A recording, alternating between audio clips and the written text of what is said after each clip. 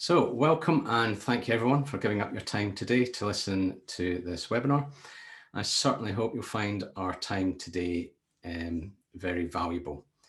For those of you who don't know me, I'm Ian Weir of Weir Associates. Here's my contact details along with a picture of myself so you know who you're listening to.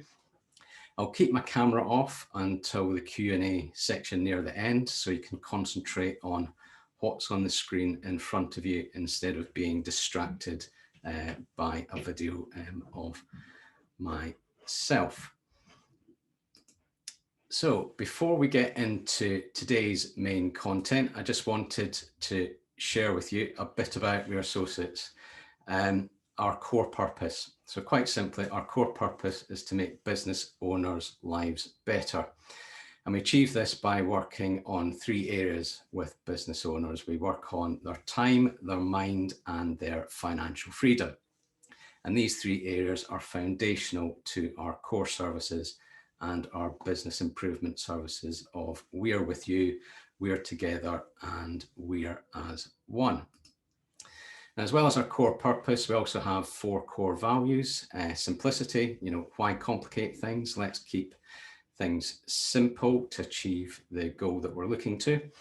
Purpose, constantly questioning. If there's no purpose in what we're doing, then we've got to ask ourselves why we're doing it. Family, showing support and consideration for each other. And then finally, respect, respect the people we work with and the environment in which we all live and work. So hopefully after today's webinar, I'll have given you a simple framework you can use to take control of your finances and achieve your wealth creation goals, whatever they may be. Before we get stuck in, I just want to throw in my usual disclaimer that the information in this webinar is educational and general in nature, and obviously no substitute for tailored advice specific to your particular circumstances. So let's get started with our thought for the day. It's critical that kids start to learn the value of money, short-term and long-term savings and budgeting at an early age. Now, some of us were never taught these things as children, but it's never too late to learn. And this pandemic has certainly highlighted some gaps in people's financial awareness skills. And the best place to start in terms of growing these skills is obviously with ourselves and our children. Now, sometimes as accountants, we tend to focus on the business budgets and forecasts and not so much on the personal budgeting aspects of financial management. But we do get lots of questions from clients about personal spending, questions along the lines of, did I really take that much money out of the business last year? And also don't forget that the less money you personally spend, the less your business has to provide you, which in times like these and times we've just gone through is certainly worth something bearing in mind. Now, good financial awareness skills start with having a personal budget. So here's what we're going to cover today. We'll start with understanding exactly what a personal budget is, along with the obvious as well as the quite unexpected benefits of having a personal budget, the key elements of your personal budget, how to complete your personal budget using our free template, which I'll show you, which, as I have promised, I'll send you at the end of today as a self-help option for you. And then how to create an accountability structure so that you stick to your budget as much as possible. Any next steps that you might want to take after this webinar, and the support we can offer for those who don't want to go it alone. Then, of course, like I said, there'll be an opportunity for Q&A at the end of the webinar. So please, if you do have questions, use the Q&A button as we go along and we'll pick them up at the end. So what is a personal budget? Well, here's the definition of a personal budget. A personal budget is a finance plan that allocates future personal income towards expenses, savings, and debt repayments. Now, this is a very useful definition because it makes three important distinctions. Firstly, this is a personal budget. Its purpose and form is quite different to the budget you create for your business. Secondly, your personal budget is not just something you create and then hide away in a drawer. It's an actionable plan that, if followed, will help you achieve your financial and lifestyle goals. And lastly, your personal budget is forward facing and is broken down into months, generally the next 12. It allocates your future personal income, including salaries, drawings, dividends from your business, towards your personal expenses, savings and investments, and obviously any reduction of any personal debt.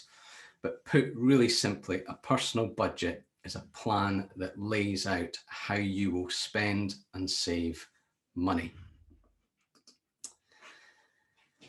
So the benefits of personal budgeting. There are many benefits of having a personal budget. Some of these are obvious and are financially focused. Others are focused on reducing stress and improving communication with your significant other. The value in having more control over your financial future really cannot be underestimated. Focusing on your budget brings your focus to something you can have real control over. As I said at the beginning of the session, personal budgeting helps you focus on your money goals and creates a better awareness of where your money is going. A comment we get from some clients when they look at the annual accounts and see the personal drawings figure, like I said, is, I can't possibly have spent that much this year or last year. If you've ever had that thought, don't worry, you are in good company, but it's a sure sign that by just spending 60 minutes each month drilling down into your personal spending, you'll have a far greater awareness of where your money is actually going. Now, having money goals, an awareness of how much money you're spending and on what creates better money habits, which in turn helps you manage debt levels. And this obviously will help enable you to achieve your wealth goals. A personal budget also acts as an early warning system because you can anticipate any upcoming costs. Having a budget is so important in regards to communication, with your spouse or significant other. According to the marriage guidance experts, finance conflict is one of the top 3 most common topics of arguments between couples. And at the end of the day, if you have a budget and you use it as one of your wealth creation tools, you will end up with more money and arguably less conflict and stress in your life. So if having a personal budget is such a smart thing to do, then why aren't we all doing it? Well, here are the top 7 reasons why so many of us don't have a personal budget. People think it's extra work and time consuming. But setting up your annual personal budget and reviewing your progress each month really is not a time consuming process. There are some simple things you can do to make things easy for yourself.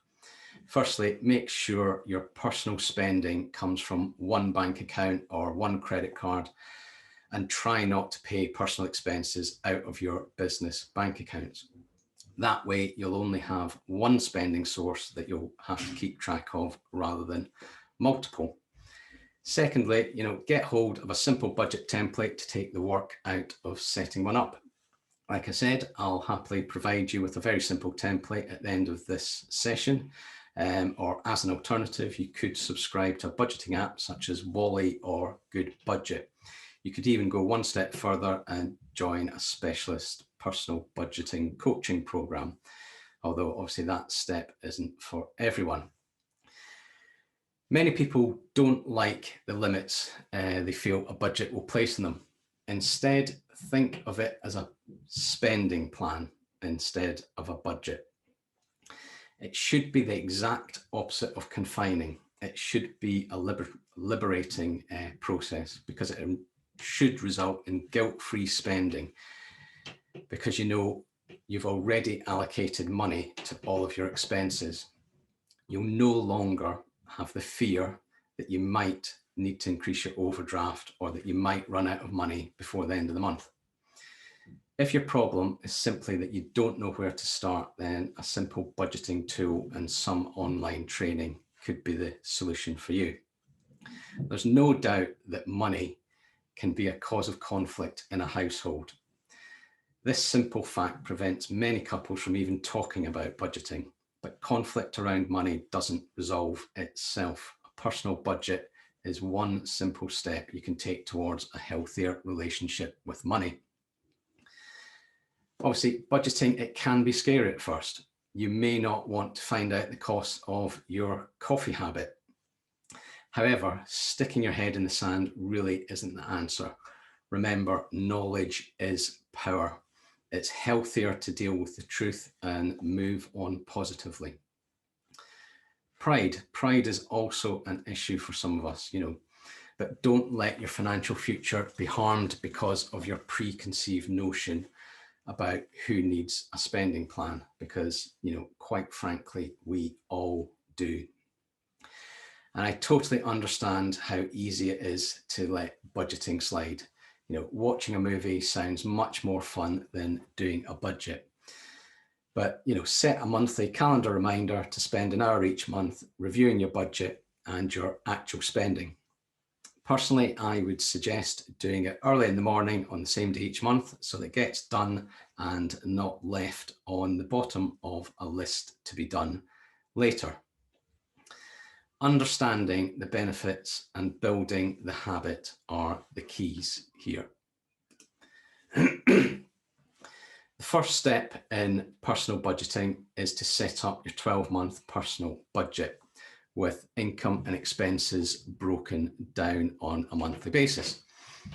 We can do this in an Excel spreadsheet or by using one of the personal budgeting apps that I mentioned earlier. First, you would enter your monthly income, then obviously start entering your expenses. So line by line within categories so that you can see your monthly spend for each category. Seeing how much of your income needs to be allocated towards food, for example, can be very empowering.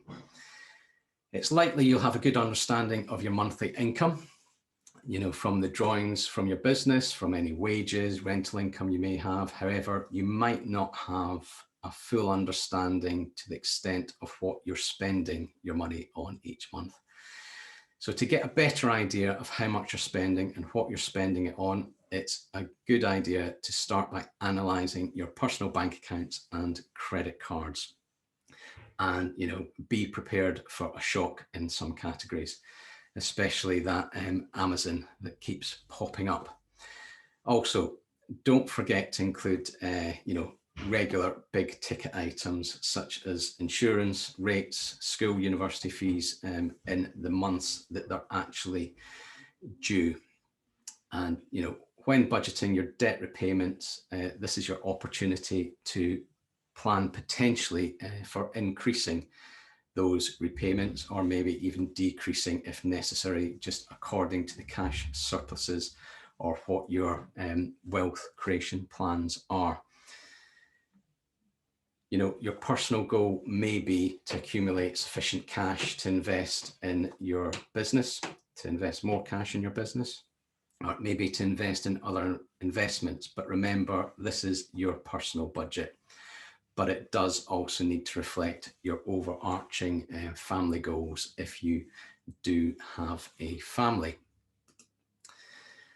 So what does a personal budget look like? Well, let's take a quick look at the one that we've got.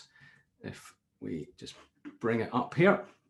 So this is the template that we use. Along the top here, you can see we've got some dates. So where are we? We're almost at the end of February. So if we change this to February next year, it's as simple as clicking on these little ones. And you can see down here, it's now changed so we can see the mark. I'll put my name in there and then we're all set to go. So to start using it, it's as simple as just scrolling down and in these boxes, we've got the frequency. So you can have manual, weekly, fortnightly, monthly, or annual. So just so that you can understand how it works.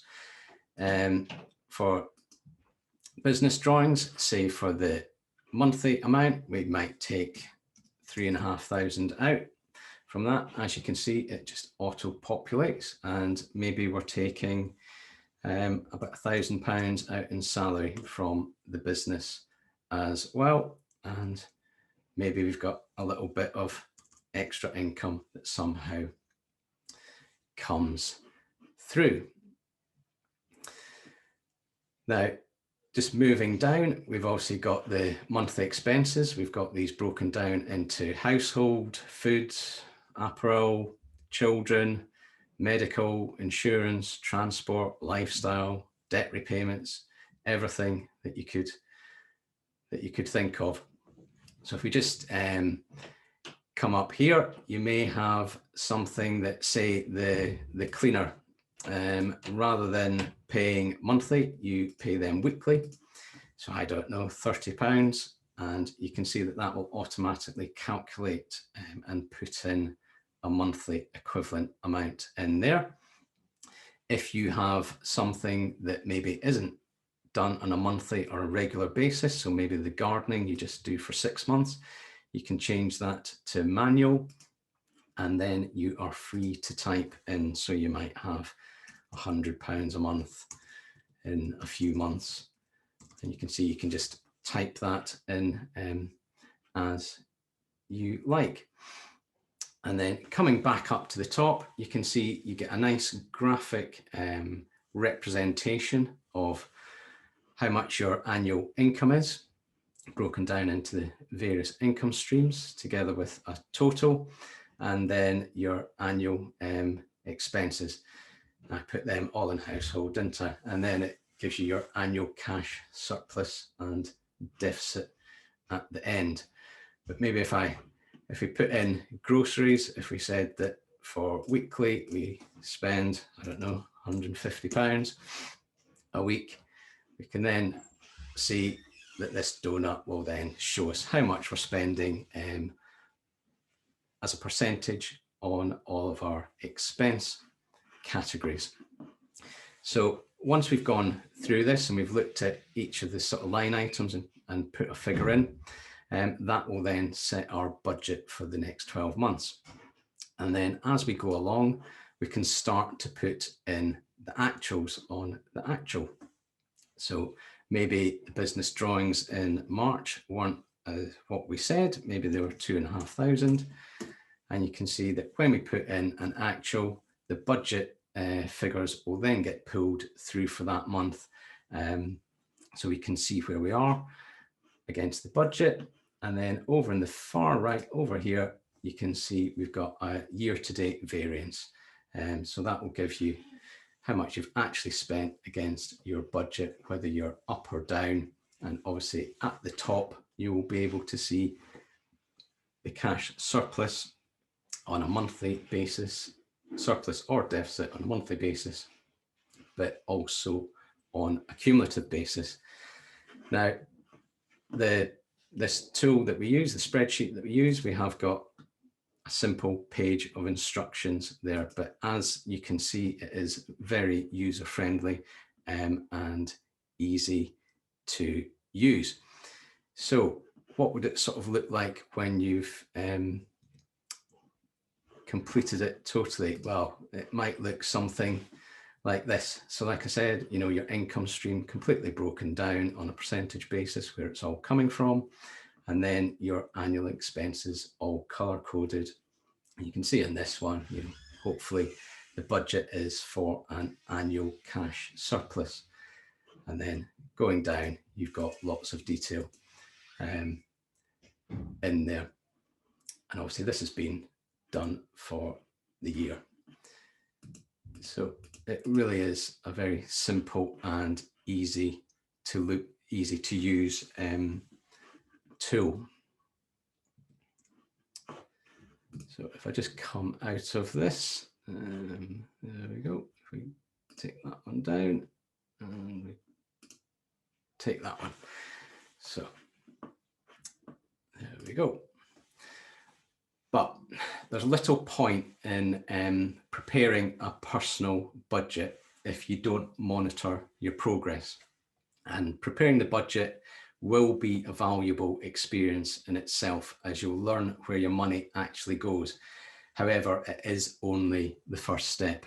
The enduring value comes from seeing where your spending habits are and improving them, and having an open and comfortable discussion about where money goes and how you're achieving your personal financial goals. It's key to keep track of your spending on a monthly basis. And for some people, discussions about spending and budgeting are normal, but for others, particularly where money behaviours may differ, conversations about money may be more tense. And in this case, you know, some people, they may consider engaging somebody external to sit down and work out your budget on a non-judgmental sounding board sort of way, you know, and it can also provide independent accountability. But throughout the process, you know, try to have some fun and bring some light to what can obviously be a serious topic. Obviously, celebrate your wins. And yes, of course, that may involve spending some money, but at least you'll be able to do that guilt-free, knowing that you have the money to spend. So thinking back to our thought for the day, you know, don't hide it from your children. If you have children, let them see that you set aside time to work out your budget. You know, if they ask what you're doing, just tell them that you're doing the budget for the month, and make this process normal and light-hearted where you can, and not an ominous or scary thing. You know, we know that focusing on personal spending can seem confrontational. You know, you may get worried that your spouse or somebody else, like your accountant, may judge your spending, but that's really not the focus of setting a personal budget. Your personal budget is just that, it's personal. It's yours alone. Your budget simply reflects your decisions around how you spend your earnings and how much should be left over for any debt reduction, savings, and investments you want to make. So instead of dwelling on roadblocks of time, fear, and pride, you know, remember to focus on the benefits. The benefits being, you know, you'll have better control, focus, and awareness. You should get improved money habits, you know, and ultimately it should lead to you achieving any wealth creation goals that you have. So focus on the benefits you seek to gain. Then take the first step of setting your annual personal budget. You know, use our simple tool or choose an app that works for you. Whatever works for you, the most important thing is that you take action and you start it. Focus on the expenses you can and want to control, you know, and get independent accountability and support if you do need some help. Now, as I said at the start of the webinar, the information presented today is educational and general in nature and no substitute for specific tailored advice or support. And there are several ways that we can help you more specifically beyond today's webinar if you so wish. As the following options are all related to personal budgeting and not a business budget, I've shown any prices inclusive of VAT. So firstly, we can meet with you for up to half a day to build your personal budget together in the template that I've just shown you today, using your recent bank and credit card statements. We can then take some time to discuss your wealth creation goals along with any possible areas of concern. The fee for this would be £297 and comes with my personal 100% money back guarantee that if at the end of our meeting you tell me that you didn't receive any value from the meeting and aren't 100% satisfied, I'll gladly refund you all of your money, and I'll also send you a gift to say sorry for taking up your time. Secondly, you can send me your own personal budget in the template that we've just been through. We can then arrange a 1-hour online review meeting to make sure you've captured everything and discuss any possible areas of concern, again, with any wealth creation goals. The fee for this service is just £97. And again, this would come with my personal 100% money back guarantee that if at the end of our meeting, you tell me that you didn't receive any value from the meeting and aren't 100% satisfied, I will gladly refund you all of your money and also send you a little gift to say sorry for taking up your time. Thirdly, I will gladly send you the personal budget template together with instructions that I showed you, and you can have that absolutely free. Obviously, my only concern here is that you may never actually start using it. And finally, if you feel that some budgeting or cash flow support is required in your business, then, by all means, let's arrange a complimentary 1-hour proactive business meeting where we can discuss any burning issues and how you can best overcome them.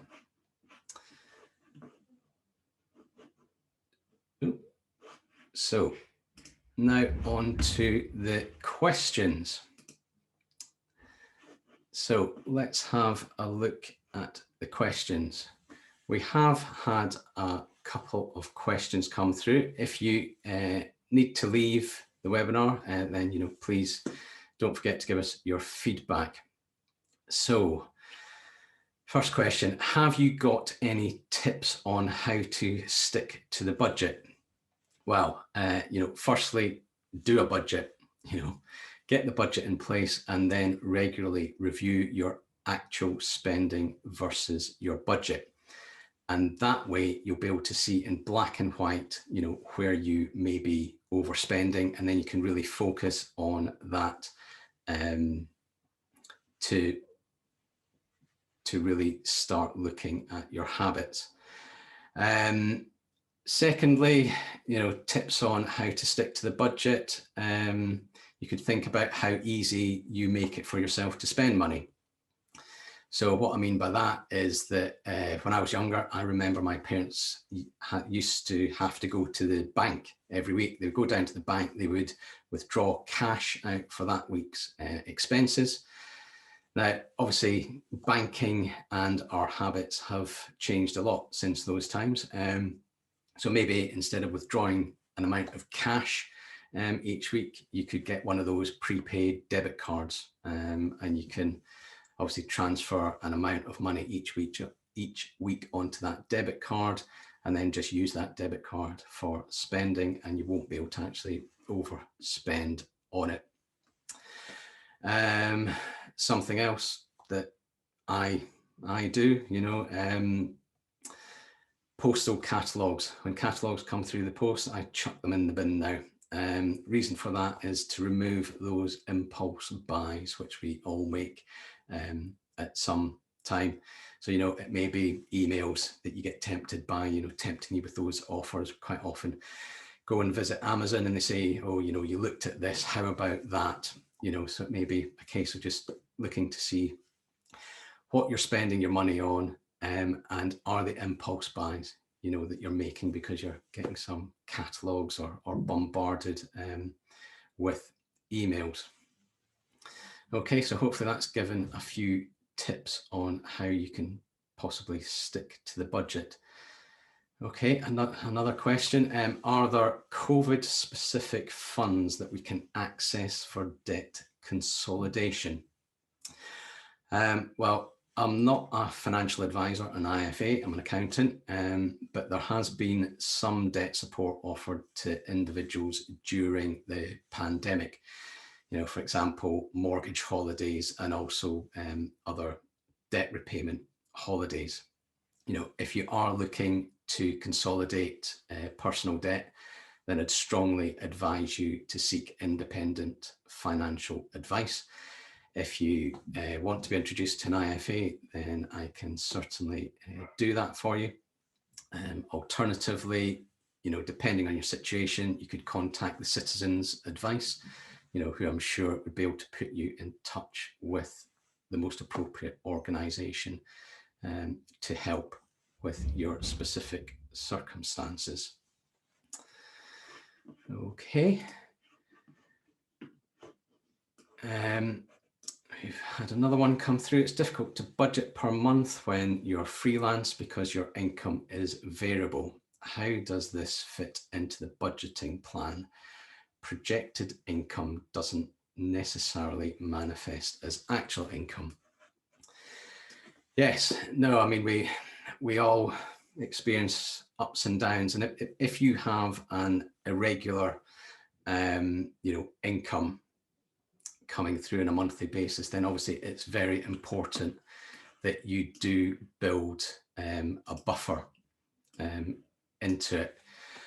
So whatever that is, that you try and build up a reserve that maybe will last you a month, 2 months, 3 months, so that if income for whatever reason does dry up, that you can then use that money to keep yourself going, and also to give yourself that time to then think about ways to start generating more money. But the thing is, if you have your personal budget, you have your plan, you'll be far more aware of what you're spending your money on, and you'll just naturally know where you can sort of maybe cut some costs, shave some costs. I certainly know that I'm guilty for subscribing to a lot more streaming services at the moment during lockdown. We've got 2 children, so we do have a few. So just little things like that, that you can turn off at an instant almost. And coming out of lockdown, maybe if you've got a gym membership, that's another thing to perhaps look at. Are they going to start taking the money again? Can you delay that? So, I think if you've got variable income, try and build up a reserve, and then, that will buy you time should your income fall off. So really get the budget and concentrate on the things that you can control, and maybe look to reduce some of them for the next month or so. Okay, so hopefully that's answered that one. How should I prioritize saving for different things? How should I prioritize saving for different things versus paying down my debt? Well, again, like I said, I'm an accountant, not an IFA or financial advisor. But I would suggest that you look at your wealth creation goals, and also look at the cost of your borrowing, and work out whether you're better reducing your debts or saving for different things. Now, usually, obviously, debt has a higher interest rate than savings. So in general, I would suggest reducing debt first would be a good thing. But, again, speaking with an IFA, if you've got some debts and stuff, would certainly be advisable. Okay, and I think we've got one more question. Why have I spent more during the pandemic? Well, great question. All I can say is you are not alone. We all seem to have found things to spend money on, despite being in lockdown, shops being shut. We all seem to have found that, not least, I think all of our food bills have probably gone up, and certainly things to keep everyone entertained, like I said earlier, the streaming services. But the important thing here really, I think, is to build your budget so that you understand where your money is currently going, and then obviously set a plan for the future. We obviously can't change what has happened in the past, but if you get your current bank statements and your credit cards out and have a look at them, you will probably be able to identify pretty easily why you spent more money during the pandemic. And then when you've got that all in black and white in front of you, you can then make a conscious decision as to what you're going to do going forward. Okay, so hopefully that may have explained why we've spent a little bit more during the pandemic than we may have liked. So I think that's all the questions for now. If you do have any questions, then by all means, please do share them with me via email. But before we go, I thought I'd share this quote with you, a parting thought. A budget is telling your money where to go instead of wondering where it went. And a personal budget is just that. It's you deciding where you want your money to go. It's you taking control, and surely that has to be a good thing. So finally, thank you for making the time to attend the webinar today. I do appreciate that your time is valuable, and I certainly hope you've enjoyed our time together and that I've maybe demystified and taken some of the fear out of personal budgeting for you. Obviously, whilst also giving you some clear options of how you can get some support. As always, like I said, if you have got any more questions, then please do feel free to contact me. You've got my email address up there and phone numbers. And please don't forget to give me your feedback when you leave the webinar. So thank you once again. And, please do remain safe and well, and hopefully we'll be out of this lockdown 3.0 in the not too distant future. Thank you and have a great day.